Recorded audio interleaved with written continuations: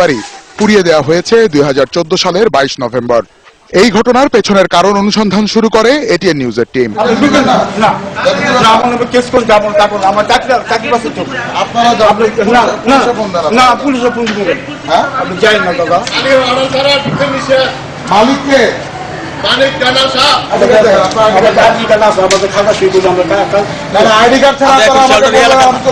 ঠিক আছে, না মেলেরই আমি শেয়ার হোল্ডার ছিলাম, শেয়ার হোল্ডার ছিলেন, এখনো শেয়ার হোল্ডার, মালিকের লোক না। হ্যাঁ, শেয়ার হোল্ডার তা আপনার সমস্যা কি? তাহলে আপনার মালিক জয়নাল সাহেব কেমন? হ্যাঁ, আইন খাতে দেন গা, দেন গা না, ওই যে 14 চান আপনি সাপকাওলা দেন গা 14 বাড়ি গা, তুই তো আমার জিগাল লাগে। মিলের প্রবেশ পথে এমন বাধা পেয়ে প্রহরীদের চোখ ফাঁকি দিতে বেছে নেওয়া হয় বিকল্প পথ। স্থানীয়দের সহায়তায় মিলের ভেতরে প্রবেশ করতেই চোখে পড়ে 22 নভেম্বরের ধ্বংসযজ্ঞের স্তূপ। কিছু কিছু লোক জমা দিয়ে লাইছে প্রথম, এখন আমরা কিছু লোক শেয়ার জমা দিই না। জমা না দেওয়ার কারণে আমাদের উপরে জুলুম, অত্যাচার, মানে কেস মামলা। রাতের 1:30 বাজে স্যার আগুন লাগাই দিয়েছে, গান পাউডার, পেট্রোল, আগুন আপনার দেওয়ার সাথে সাথে মানে আপনার এই যে গাছপালা পুইরা, গাছ সহ পুইরা গেছে। একেবারে বাইরে তালা লাগাই লইছে বাজান, আমরা বাইরে বয়ে রয়েছি মতো নিজেরা চাইদা আগুন নিবাইতেছে, আগুনে খেলে বাইয়া খেলে আই কোন একটা মাল বার করতারই নেই।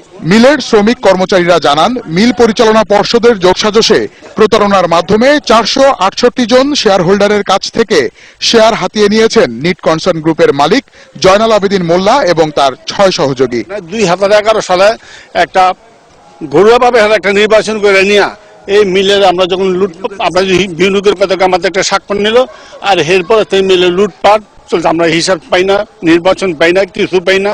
এরই প্রতিবাদ করায় 2014 সালের 4 ফেব্রুয়ারি হাত পা বেঁধে মারধর করা হয় বলে জানান মিলের এই সাবেক কর্মচারী মনির হোসেন মোনা, যিনি জয়নাল আবেদিন মোল্লা সাহেব নিট কনসার্ন গ্রুপের মালিক, ওনার ছোট ভাই।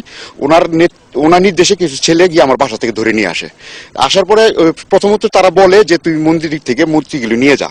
একটা পর্যায়ে আমি অস্বীকার করার কারণে আমাকে হাত পা বেঁধে রড দিয়ে হাতুড় দিয়ে পিটেছে, এবং এই মুহূর্তে আমি এতটুকু বলতে পারি আমি কাজ করতে পারি না। ইতিমধ্যেই প্রতারণার মামলায় নিউ লক্ষ্মীনারায়ণ কটন মিল সংক্রান্ত সব ধরনের কার্যক্রমের উপর স্থগিতাদেশও দিয়েছেন উচ্চ আদালত।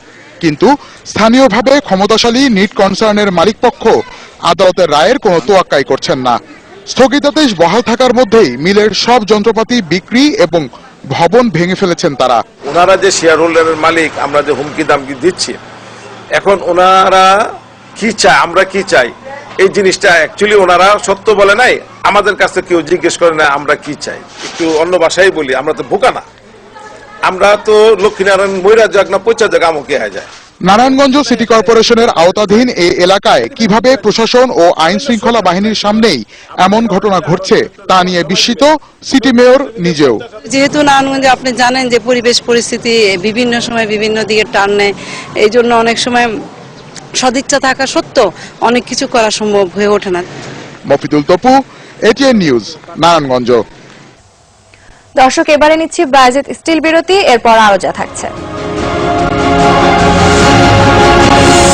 নারায়ণগঞ্জের রূপগঞ্জে সড়ক দুর্ঘটনা, নিহত 2, আহত 10।